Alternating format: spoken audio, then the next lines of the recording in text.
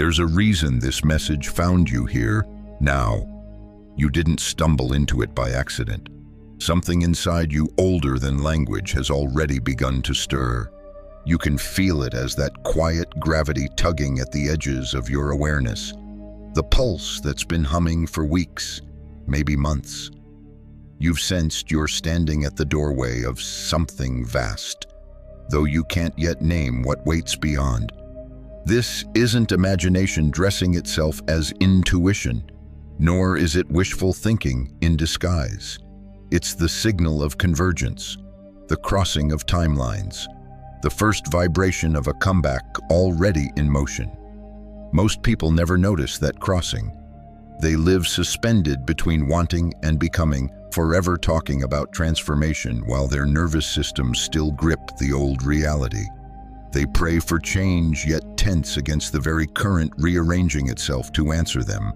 But something in you has been rebuilding quietly beneath conscious thought. Every time you chose endurance over surrender, each moment you faced your own reflection and kept walking, each instant you felt that magnetic pull toward a fuller version of yourself, you were wiring the circuitry for what's unfolding now. And here's the part no one tells you. Timeline shifts don't arrive with trumpets or fireworks. There's no countdown, no voice announcing it begins. They come disguised as ordinary moments that hum with extraordinary resonance.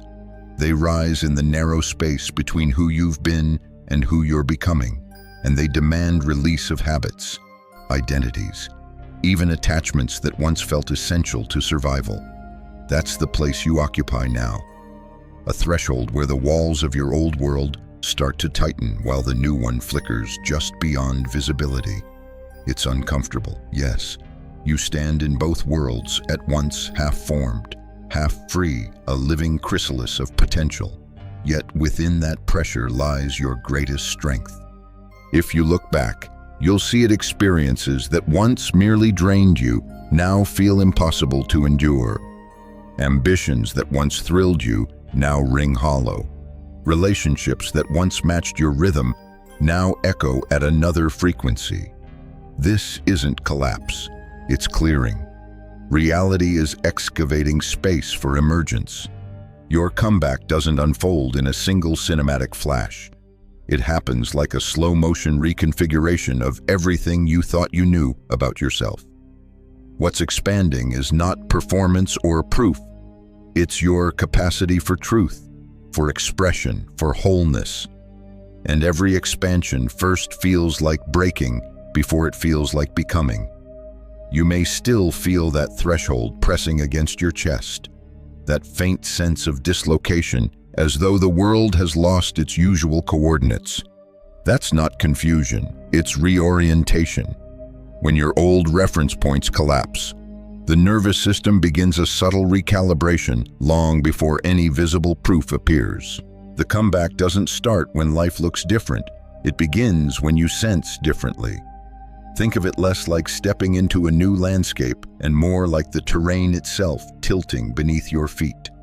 Your inner compass starts rewriting north and south.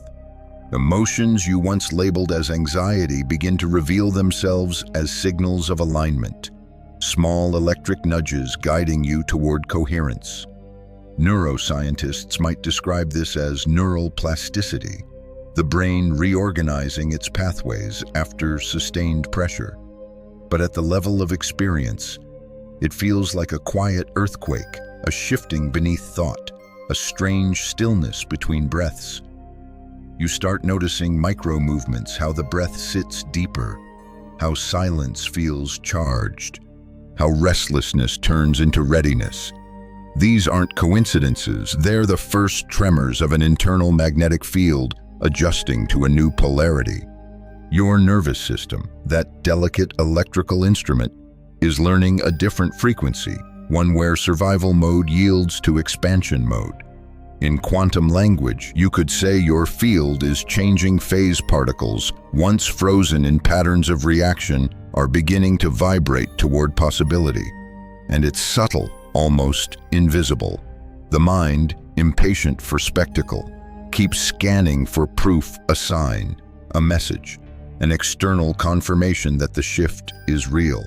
But this stage rarely announces itself in fireworks. Instead, it whispers through perception. The colors seem slightly more saturated. Conversations carry unexpected weight. Even familiar spaces feel altered, as if reality itself is exhaling after holding its breath for too long. Here's the quiet truth before anything new can manifest. Your sensory apparatus must learn how to register it. You can't inhabit a frequency you haven't trained your body to recognize. So the universe, in its strange compassion, begins with reorientation, rewiring how you notice, how you feel, how you interpret. It's not punishment, it's precision. Consider how sailors once learned the stars. They didn't build new constellations, they learned to see existing ones differently. In the same way, your comeback doesn't require new ingredients of reality, it requires a new pattern of seeing. What looks like loss of direction is actually the disappearance of distortion. The static is clearing. Sometimes this phase feels like fatigue, because your system is processing data it's never held before. You might feel as if you're doing less, but somehow burning more energy. That's natural. The body is translating energetic code into biology, turning potential into pulse. Old neural pathways dissolve as new circuits ignite, and that takes power. Like a computer installing an upgrade, it slows down while integrating the new software. You might catch yourself releasing deep sighs without meaning to. You might crave solitude or quiet music or the company of people who expect nothing from you. That's your inner architecture stabilizing. The comeback timeline doesn't rush, it refines. The field won't stabilize until your system can carry it without fracturing. And you'll know you're adjusting when control starts to feel unnecessary. Where you once clung to outcomes, you'll begin to sense a calm beneath uncertainty, a trust that the process itself has intelligence. This isn't complacency, it's coherence. Your awareness is learning to occupy the space between stimulus and response, the quantum gap where choice lives. Some call it surrender, others call it attunement. Either way, it's the same physics. Energy moves toward coherence. When your emotional currents stop colliding, they merge into flow. That's when perception widens. You begin to read the subtle feedback of reality, the way a song lyric answers a question you never spoke, the way timing starts aligning without your interference. These aren't miracles, they're mechanics. The field is responding to your stabilized frequency. So if everything feels uncertain, don't assume you're lost. You're simply between coordinates, translating a new geometry of being. The nervous system is adjusting its grip on reality, learning to interpret silence as information, confusion as calibration. Trust the dizziness. It's not disarray. It's data reorganizing itself into a new map.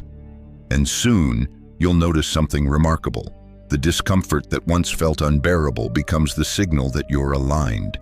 The ache transforms into orientation. The fog you feared turns out to be the field itself, teaching you how to see. That fog, the one that still lingers in your perception, isn't a failure to see clearly. It's the veil between identities, the slow unwinding of a pattern that used to call itself you. When your nervous system completes its reorientation, a deeper metamorphosis begins. You're no longer merely adjusting to a new direction. You're reconstructing the compass itself. Identity, as most people live it, is an accumulation of predictable reactions.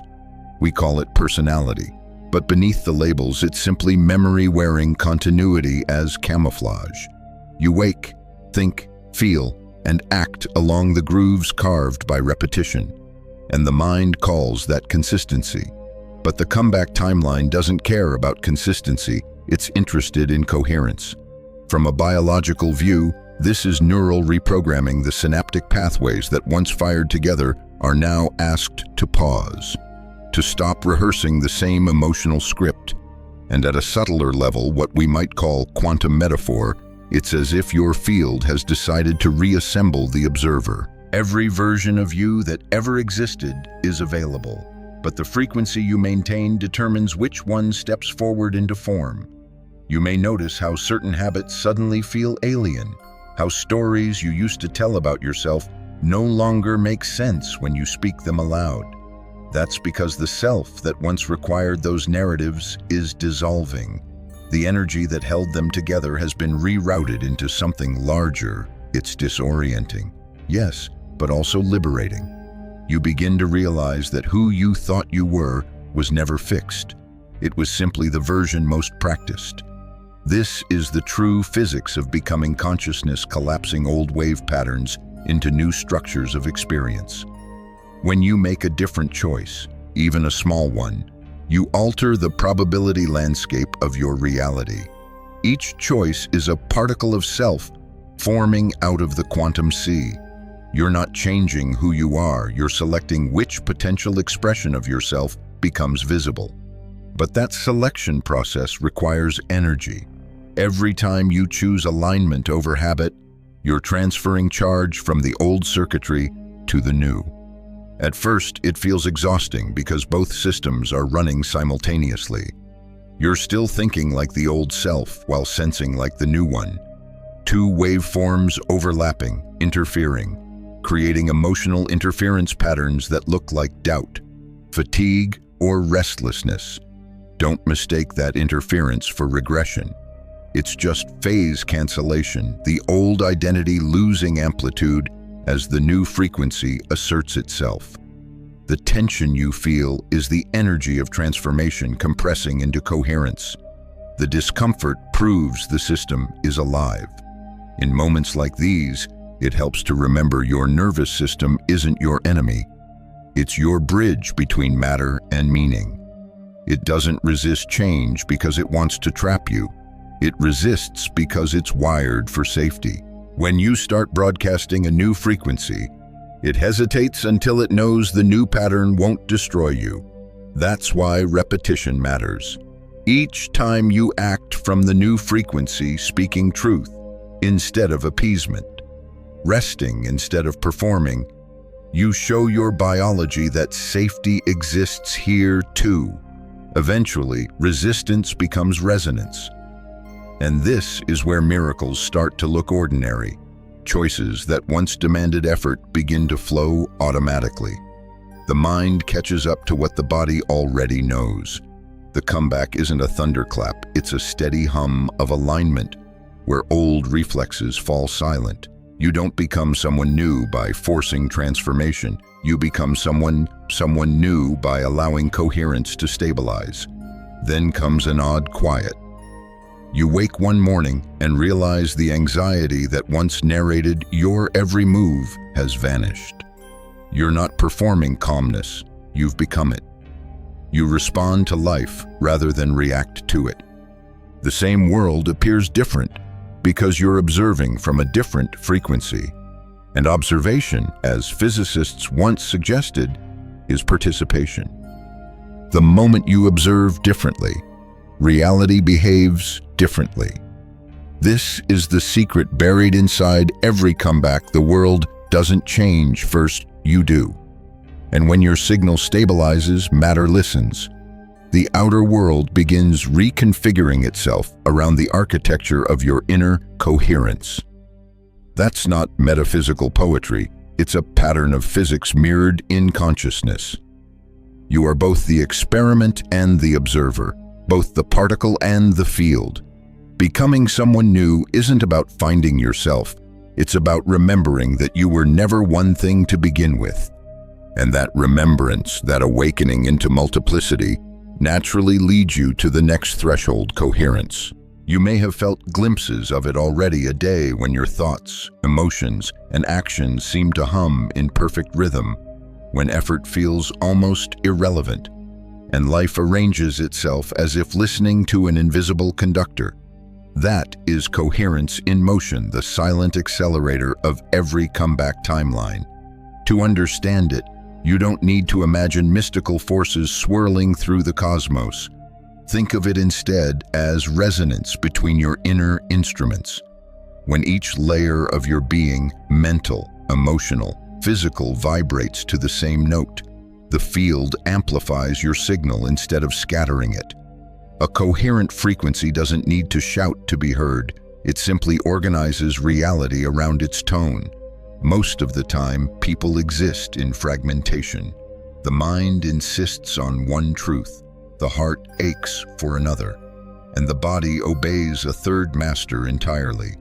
The result is static competing frequencies that cancel each other out. You can desire success yet broadcast fear, claim peace while radiating tension, pray for connection while carrying shame. The quantum field, impartial and exact, mirrors whichever signal is strongest, usually the one you practice most unconsciously. Coherence begins when you stop rehearsing contradiction. When the story in your mind aligns with the emotion in your chest and the action in your hands, the field can finally respond clearly. This doesn't demand perfection, it demands honesty. Authentic coherence often looks messy at first because it exposes the places where you've been pretending alignment. It might even dismantle the identities that thrived on internal conflict. Neuroscience offers its own metaphor here. The heart and brain share a constant electrical dialogue. When they synchronize, the entire nervous system enters a state of efficiency. Oxygen flows, hormones balance, intuition heightens. In quantum metaphor, you could say the observer and the observed begin to communicate in phase. That harmony is not poetic fluff. It's measurable, both biologically and experientially. The trick is, coherence cannot be forced. You can't bully the heart into agreement or shame the body into trust. You invite them through consistency, through choosing one small act that matches what you claim to value. Speak truth even when silence would keep the peace. Rest even when productivity tries to seduce you. Each act of congruence teaches the system that harmony is safe. As coherence builds, momentum accelerates. What once required effort begins unfolding organically. Conversations align, timing refines, synchronicities multiply. You find yourself in the right place without needing to strategize. Some call this manifestation, others call it flow. Both describe the same physics. The reduction of internal friction increases external responsiveness. You may notice subtle physiological shifts too. The breath deepens, the heartbeat steadies, the nervous system once reactive, now relational stops scanning for threats and starts scanning for opportunities. This isn't delusion, it's adaptation. A coherent organism doesn't deny uncertainty. It moves through it fluidly, like water adjusting to the shape of its container. But coherence also tests integrity. Once your signal strengthens, anything out of tune becomes glaring. Relationships built on pretense start to feel unbearable. Habits sustained by fear fall away no matter how you cling. The field begins pruning your life like a gardener, removing branches that block the sun. It can feel ruthless, but the intelligence behind it is benevolent. It's clearing interference so your transmission can travel unbroken.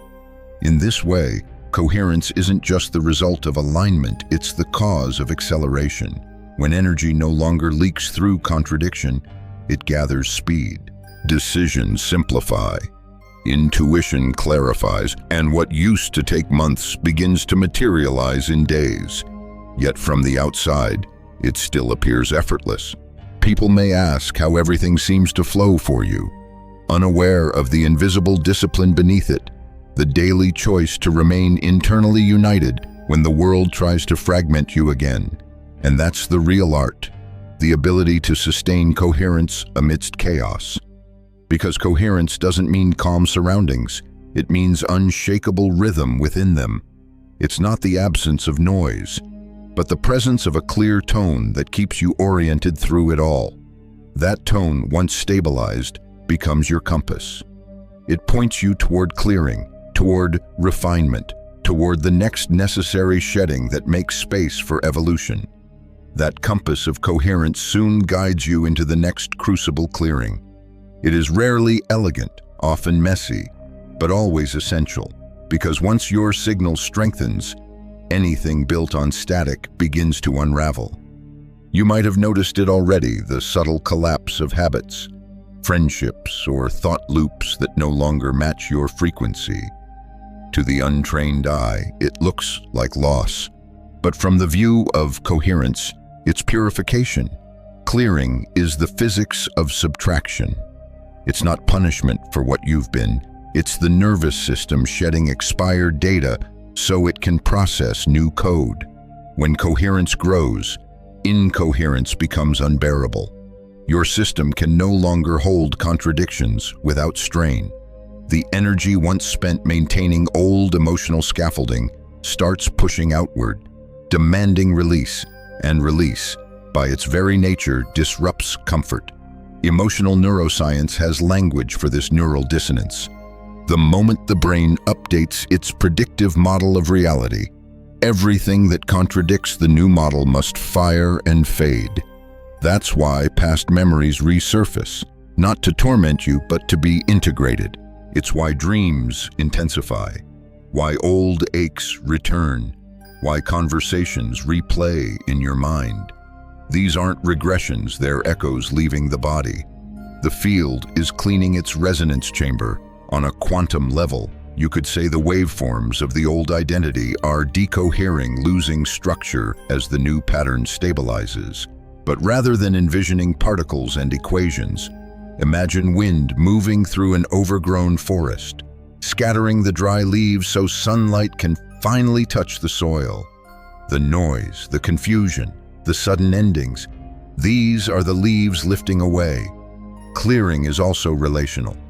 When your frequency changes, every bond built on your former vibration must recalibrate or release. Some people will rise to meet your new rhythm. Others will fall away, pulled toward environments that match their current pattern. It's not cruelty, it's magnetism. The field reorganizes itself to maintain resonance. You don't have to force departures. Coherence handles the logistics. Still, clearing can ache. You'll question whether you've done something wrong, whether you're too detached or too uncompromising, but that ache isn't guilt. It's stretching. The heart is expanding to hold a higher voltage of truth. Each time you choose authenticity over approval, the nervous system records it as safety, and your new baseline shifts upward. That's how capacity grows, through repeated demonstrations that truth doesn't destroy you. There will be moments when the clearing feels like chaos. Your sleep patterns wobble, your mood swings between stillness and storm. That's the biology of recalibration. As the body releases stored stress chemistry, it oscillates before stabilizing. Picture a tuning fork shaking after being struck.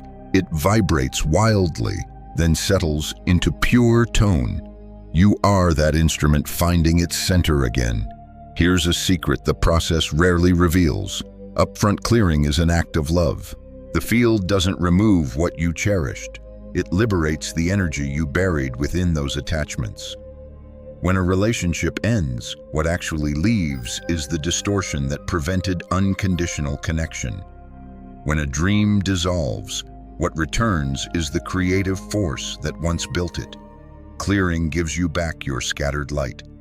You can assist this phase gently, not by fixing, but by witnessing. When emotion rises, let it complete its cycle. When tension appears, breathe into it until it softens. Each wave that passes through without resistance teaches the body that freedom is safe. Eventually, emotion stops feeling like something to survive and starts feeling like information flowing through an open channel. And something miraculous happens in the aftermath: clarity. Not the dramatic epiphany your mind demanded, but a quiet lucidity that seeps into everything. Decisions simplify.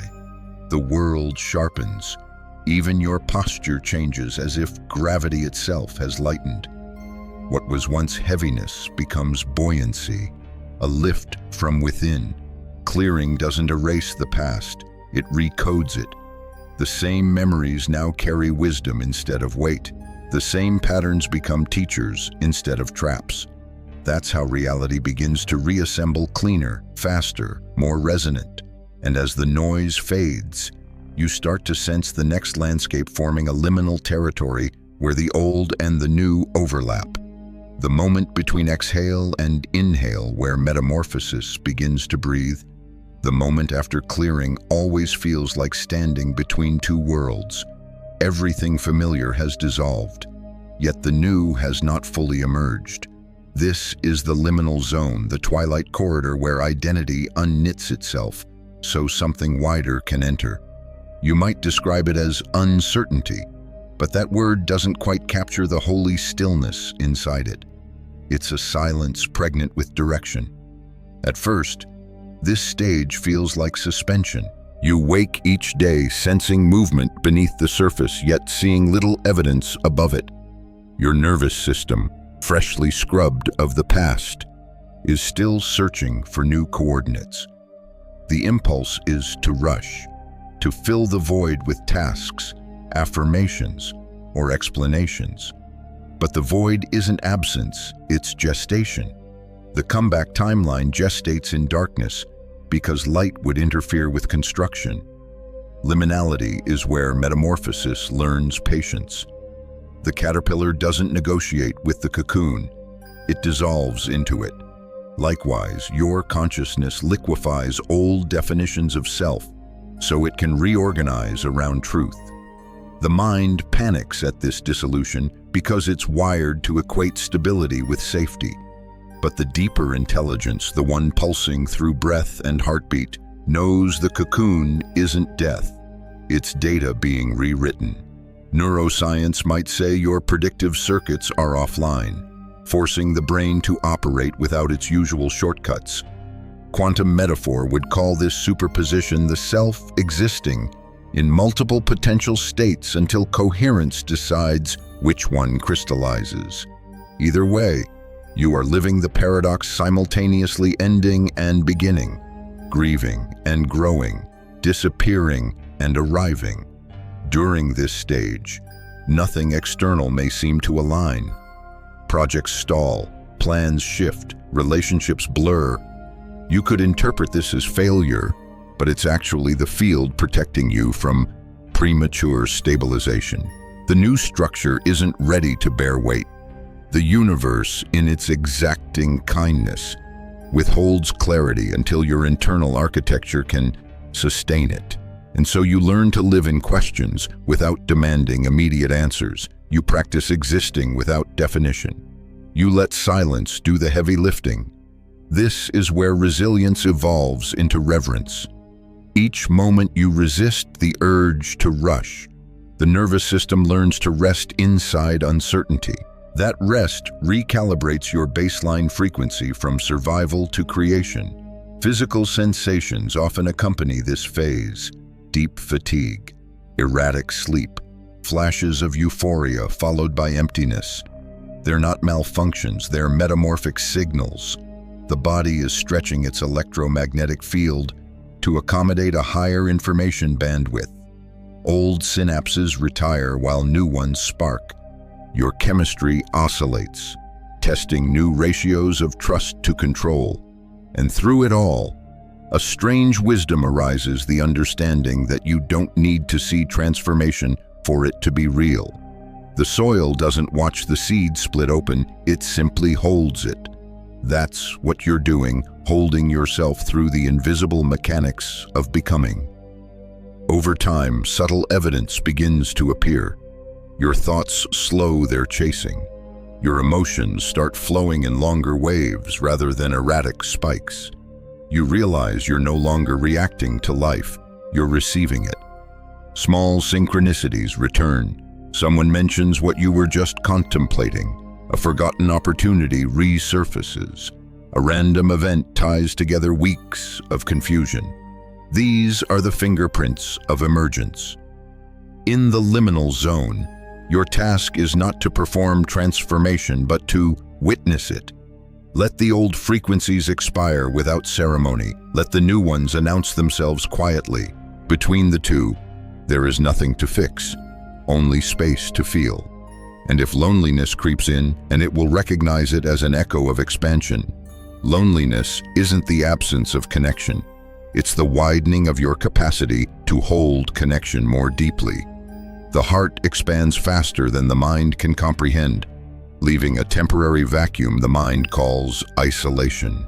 Soon that vacuum fills with presence, your own. That's when the fog begins to shimmer, when the first outlines of your next self start to appear, subtle but undeniable. You begin sensing a choice approaching, not forced upon you, but offered. The field is asking which version of reality you're ready to inhabit next. This is the true purpose of liminality, to bring you to the point of conscious selection. And the next breath you take will decide which potential you collapse into. From within that shimmering fog, the next revelation arrives not as thunder, but as a subtle awareness. Every breath you take is a choice point. Every thought is a portal. The universe doesn't move in straight lines. It blooms in probabilities.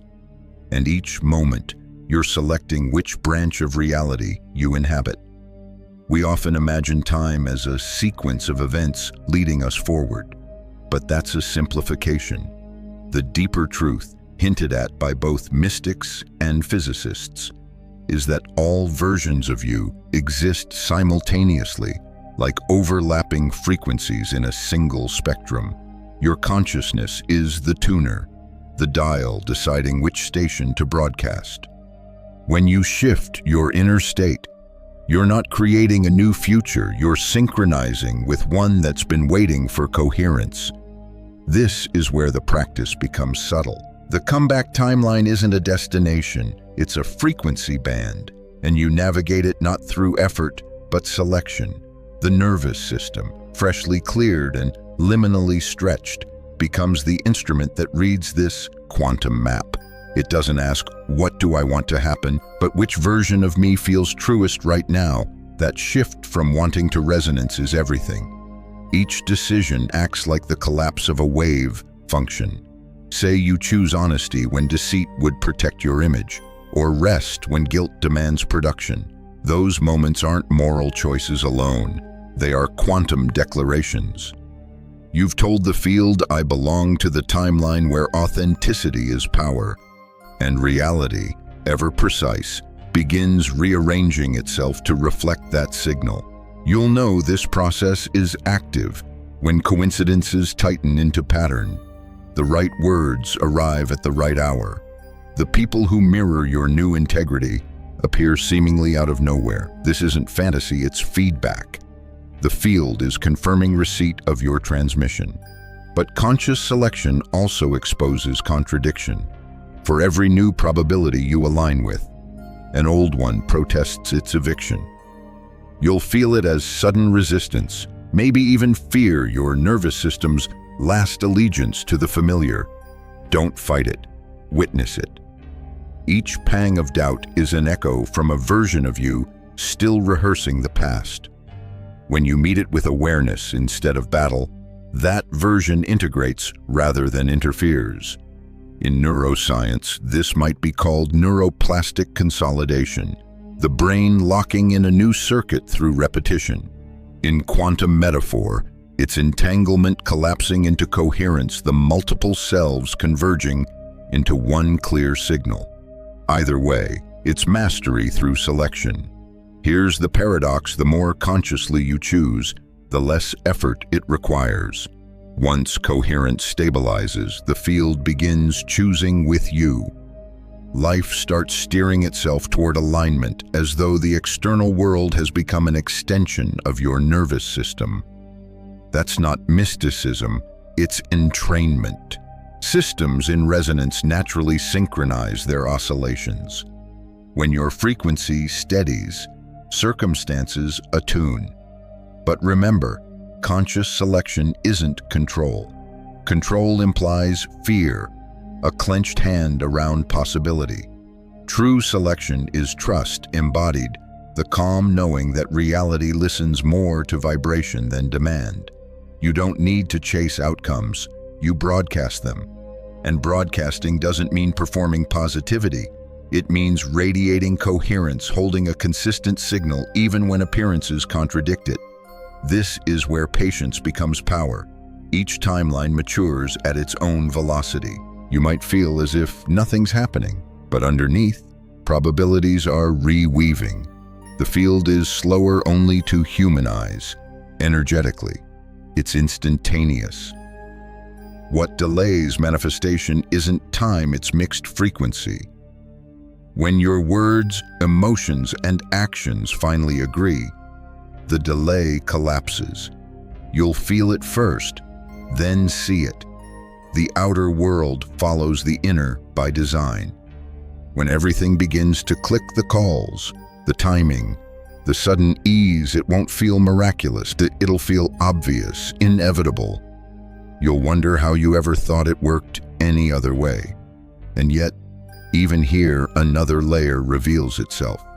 Choice doesn't end at alignment. It extends into integration. Because every new frequency you occupy asks the same question: can you hold this vibration without fracturing? The universe listens for the answer in your body, not your words. The next phase, then, is stabilization, teaching your nervous system to live comfortably inside the timeline you've just chosen. Once you've chosen a new timeline, the real work begins not of chasing, but of holding. Selection without integration is like tuning an instrument and never playing it. The frequency fades if it isn't embodied. This stage isn't about speed, it's about stability. The nervous system becomes the proving ground, testing whether the new vibration can live in the body without distortion. You've likely noticed the paradox already, even after profound insight. Old reactions reappear. Patterns you thought dissolved suddenly re-emerge in subtler forms. This isn't regression, it's integration. The system is checking for coherence under pressure, asking, can you remain aligned when challenged? It's a contract renewal between body and consciousness. Neuroscience might frame this as memory reconsolidation, the brain revisiting old neural maps to rewrite them with updated information.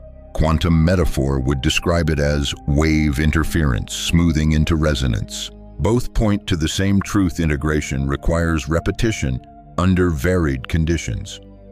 You're teaching every layer of your being that the new frequency is safe, even when the world still echoes the old. The body stores history as tension, as armor, as micro movements of avoidance. When you shift timelines, those protective reflexes surface so they can be released. You might feel sudden fatigue, unexplained aches, bursts of emotion with no story attached.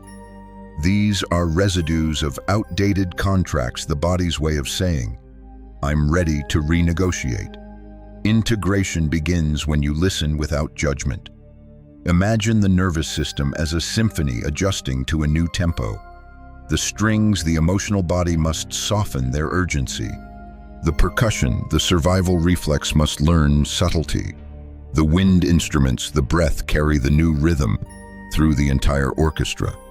You are both conductor and audience, guiding the ensemble toward coherence. This process can feel monotonous because it unfolds through ordinary acts: mindful breath during conflict, choosing pause instead of defense, grounding before reacting. Each small consistency sends a signal to the field that says, this frequency is stable. The field, ever responsive, begins amplifying it. Integration is less about dramatic breakthroughs and more about micro-stabilities repeated until they become instinct. Over time, physiology begins to mirror the metaphysics. The vagus nerve, the body's peacekeeper, fires more easily, calming the heart. Cortisol levels drop. Your perception widens. You literally start to see more of the spectrum because safety expands awareness. The external world may remain unpredictable, but your internal climate shifts from storm to season.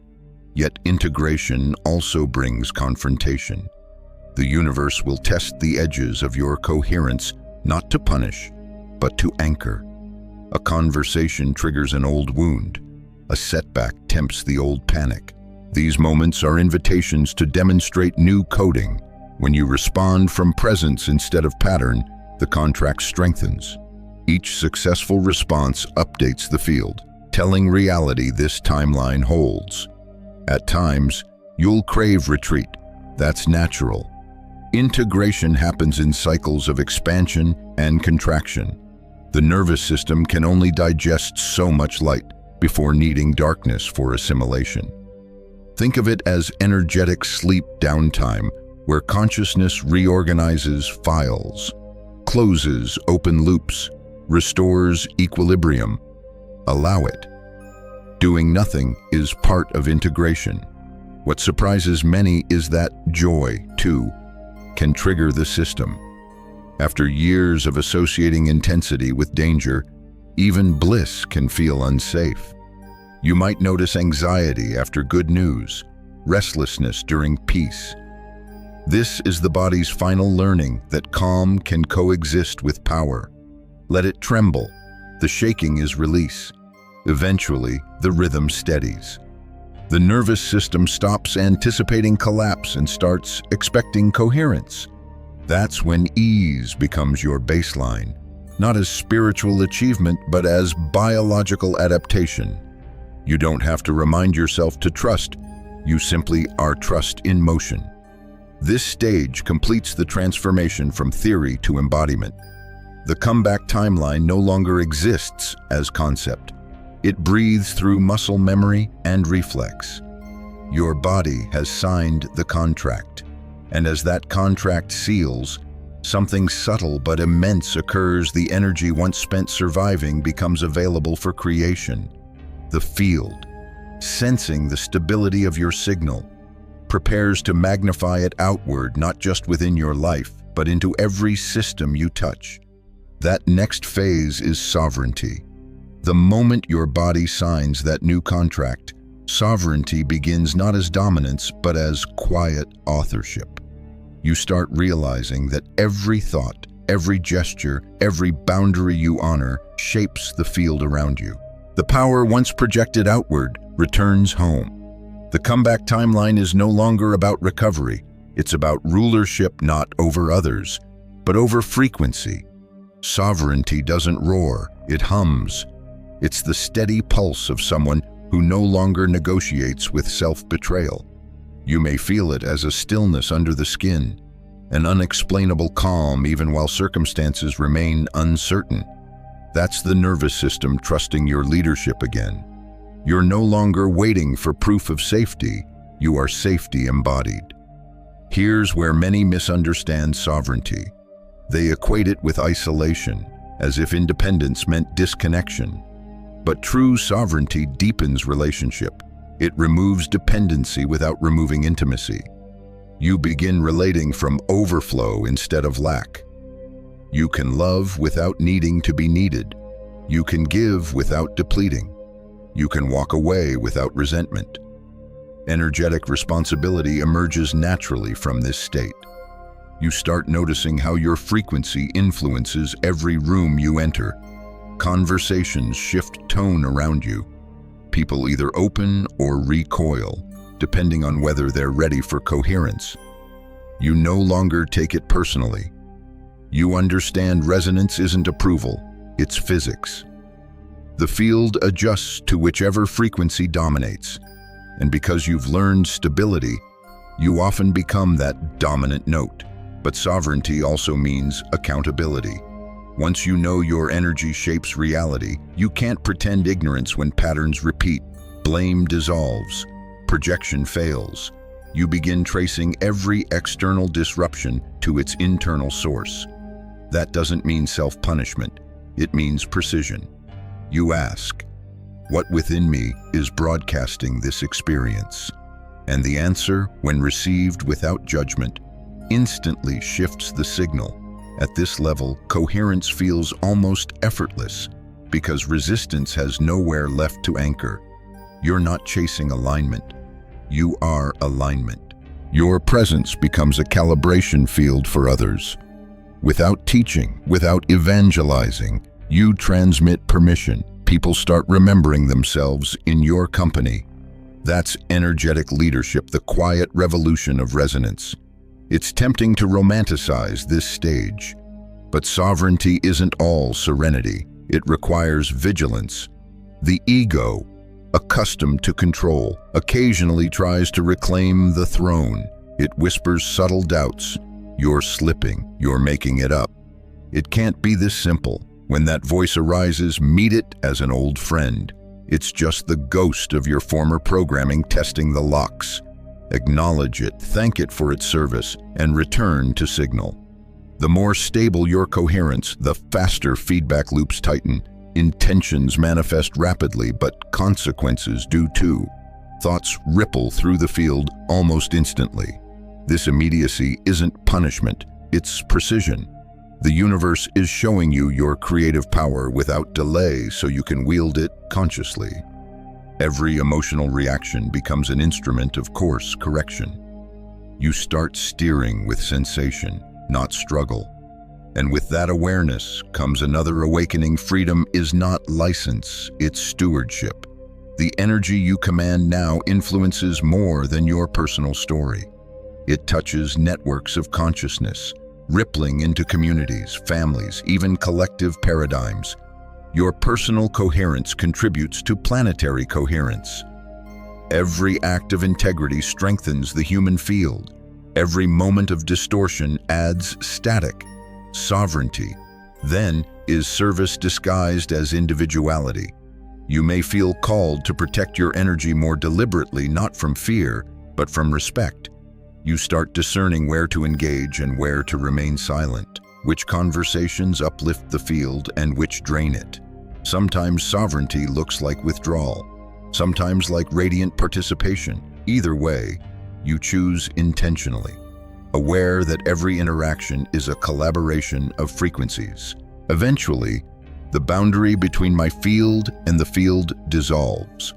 You sense no division between inner and outer. They move as one current. Decisions emerge as intuition. Action flows without calculation. And life begins mirroring you in real time. Sovereignty, at its highest octave, becomes transparency, nothing to defend, nothing to hide, just coherence expressing itself through form. And when you live that transparently, something extraordinary begins. The frequency that once felt personal starts transmitting globally, a resonance that invites others to remember their own sovereignty. This is how individual awakening becomes collective shift through the steady signal of one coherent being reminding the field of what harmony feels like. The next phase builds from this transparency, the moment when sovereignty matures into embodiment, when frequency stops being something you hold and becomes the essence of what you are. As sovereignty steadies into your bones, something even quieter begins to unfold. The separation between you and the signal dissolves. You are no longer broadcasting coherence, you are coherence. Reality stops responding to you as if you were an external influence and begins moving through you as if you were its living channel. This is what it means to become a frequency rather than a messenger of one. At first, it feels almost anticlimactic. There's no fireworks, no grand proclamation of mastery. It's subtle, a new simplicity. You wake and sense alignment before thought begins. You act without strategy because the next step rises naturally from stillness. Synchronicity becomes so constant, it stops feeling supernatural. You have entered resonance with the rhythm of existence itself. This isn't perfection, it's participation. You're no longer managing energy, you're collaborating with it. The field doesn't need direction anymore because it is your direction. The will that once strained for outcomes now moves as curiosity. How might life express itself through me today? That question carries no pressure, only wonder. Neuroscience might describe this as full integration of the prefrontal cortex and limbic system, the thinking brain and the feeling brain dancing in harmony. Quantum metaphor would say the observer and the observed have merged. There's no distinction left to collapse. Either way, the result is effortless responsiveness. You've stopped trying to shape reality because you've realized you are reality. Localized. People will feel this before they understand it. Your presence becomes strangely magnetic, not because you project authority, but because you radiate permission. Around you, others remember the tone of their own coherence. You don't even need to speak. Sometimes the silence does the teaching. Sometimes your laughter recalibrates more effectively than any philosophy could. Yet embodiment comes with its own discipline. The higher the voltage, the more grounded you must be. Frequency without form burns out. Form without frequency stagnates. Balance is the new art. You learn to eat, rest, and move with reverence, recognizing the body as the temple through which infinite intelligence experiences itself. You realize that self-care isn't indulgence, it's circuitry maintenance. And perhaps the most humbling part, you stop identifying as healer, teacher, or awakened one. Those labels belong to the old world of separation. The comeback timeline erases hierarchy because coherence doesn't compete. You're no more enlightened than the stranger on the street. You're simply more transparent to the same light that animates them. The field begins speaking in a new language: efficiency. What you need arrives when you need it. No sooner or later, effort translates directly into impact because there's no energetic leakage. Even obstacles feel participatory, as if life places them precisely where growth requires resistance. This isn't magical thinking, it's alignment obeying its own physics. Sometimes, in quiet moments, you may remember the person who began this journey, the one searching for signs, doubting every silence, craving proof that the comeback was real. You might smile softly, realizing that their longing was the first note of the symphony you now embody. You are living the answer they once begged for. To become a living frequency is to surrender the narrative of arrival. There is no final state, only deeper coherence. Each breath refines the tone. Each act of kindness amplifies the field. Each honest word reverberates across timelines you'll never see. You exist as a tuning fork for creation, reminding the universe of its own rhythm. And this is the quiet truth most never reach. Mastery doesn't make you special, it makes you simple. You stop seeking meaning because meaning seeks you. You stop chasing miracles because everything is miraculous once resistance dissolves. You are no longer in conversation with reality. You are its voice. You are no longer moving toward the comeback timeline. You are the timeline, breathing, walking, transmitting coherence into the collective field. And as that realization stabilizes, the signal expands outward, carrying everything you've become into the vastness that awaits beyond even this chapter, a frequency still rising, still calling others home. And so we arrive here where words soften, where signal becomes silence again. You can feel it, can't you? That hum beneath your ribs, the one that has been evolving through every chapter.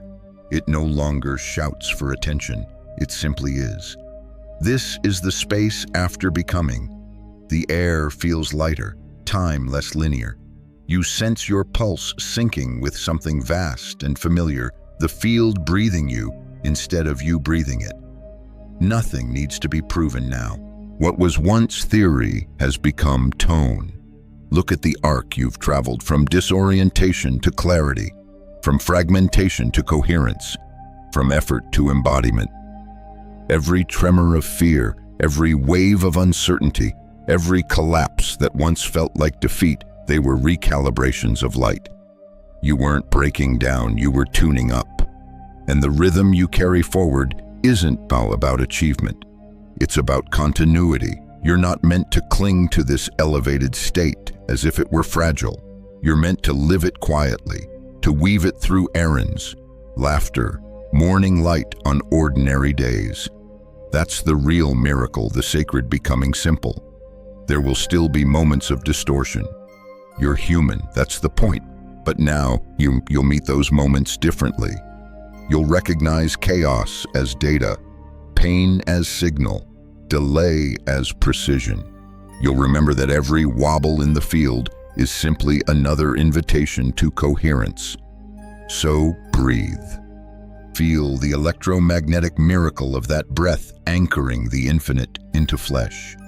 Let it remind you that you never left the comeback timeline, you only learned to recognize its pulse in everything. If these words have met you in that pulse, take a moment to let gratitude move through you, not toward the speaker, but toward the intelligence that orchestrated this meeting. Let it echo outward to whoever else is listening in silence tonight, recalibrating through their own thresholds.